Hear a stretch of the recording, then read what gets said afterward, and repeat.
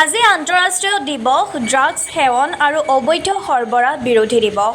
এখন ড্ৰাগছমুক্ত সমাজ গঢ়াৰ লক্ষ্যৰে ভাৰতৰ প্ৰধানমন্ত্ৰী নৰেন্দ্ৰ মোদীয়ে আৰম্ভ কৰা নিচামুক্ত ভাৰত অভিযানৰ অধীনত শোণিতপুৰ জিলা সামাজিক ন্যায় আৰু সবলীকৰণৰ বিভাগৰ উদ্যোগত শোণিতপুৰ জিলা প্ৰশাসনৰ সহযোগত শোণিতপুৰ জিলা আয়ুক্তৰ সন্মিলন কক্ষত এক সজাগতা সভা অনুষ্ঠিত হয়।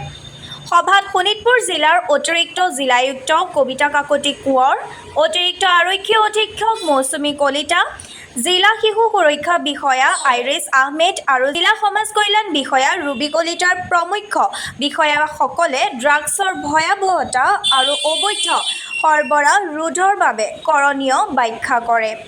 এই বছৰৰ আন্তঃৰাষ্ট্ৰীয় ড্ৰাগছ সেৱন আৰু অবৈধ সৰবৰাহ বিৰোধী দিৱসৰ breaking the chain prevention treatment and recovery for all বাণীৰে অনুষ্ঠিত দিৱসত শোণিতপুৰ জিলাৰ সংহত শিশু বিকাশ প্ৰকল্পৰ মুখ্য সেৱিকা, অংগনবাড়ী কৰ্মী, সহায়িকা, ছাত্ৰ-ছাত্ৰী, নৱবিবাহিতা, পুৰুষ মহিলাই অংশগ্ৰহণ ড্ৰাগছৰ বিৰুদ্ধে একত্ৰিত হৈ ড্ৰাগছমুক্ত সমাজ গঢ়াৰ হকে আৰু অবৈধ সৰবৰাহৰ বিৰুদ্ধে কাম কৰাৰ সংকল্প গ্ৰহণ কৰে।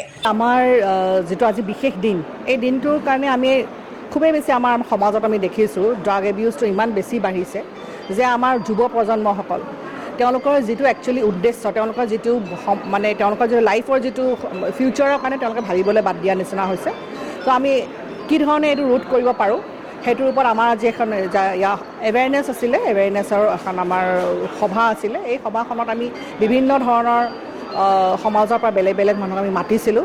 তাতে আমাৰ নিউলি ৱেড কাপলছো আছে, যাতে তেওঁলোকে যেতিয়া বিয়া হৈ যে তেওঁলোকৰ নিজৰ ফেমিলি ষ্টাৰ্ট কৰিব, কি ধৰণে তেওঁলোকক কেনেকুৱা ধৰণৰ শিক্ষা তেওঁলোকৰ ল'ৰা ছোৱালীবিলাক দিব, সেই বিষয়ে যাতে আমি ইয়াত তেওঁলোকক ক'ব পাৰোঁ। আমাৰ ষ্টুডেণ্টছ আছে ইয়াত, ষ্টুডেণ্টছসকলে কি ধৰণে তেওঁলোকৰ নিজৰ ফ্ৰেণ্ডছসকলৰ মাজত কেনেকুৱা ধৰণৰ তেওঁলোকে উঠা বহা কেনেকৈ ধৰণে কৰিব লাগে সেই বিষয়ে অলপ ইয়াতে কোৱা হ'ল। অভিভাৱকসকলো আছে আৰু সকলোৰে কেনেকুৱা ধৰণৰ দায়িত্ব সেই বিষয়ে অলপ কোৱা হ'ল। আমাৰ মাজত আমাৰ এডিশ্যনেল এছপিও আছে, আমাৰ জইণ্ট ডাইৰেক্টৰ হেল্থ আছে, আমাৰ DCPO ইনচাৰ্জ এছিষ্টেণ্ট কমিশ্যনাৰ আছে আৰু গোটেই প্ৰগ্ৰামটোৰ যিটো আমাৰ পৰিচালনা কৰিছে সেয়া হৈছে আমাৰ সমাজ কল্যাণ বিভাগৰ আমাৰ বিষয়া ৰুবি কলিতা।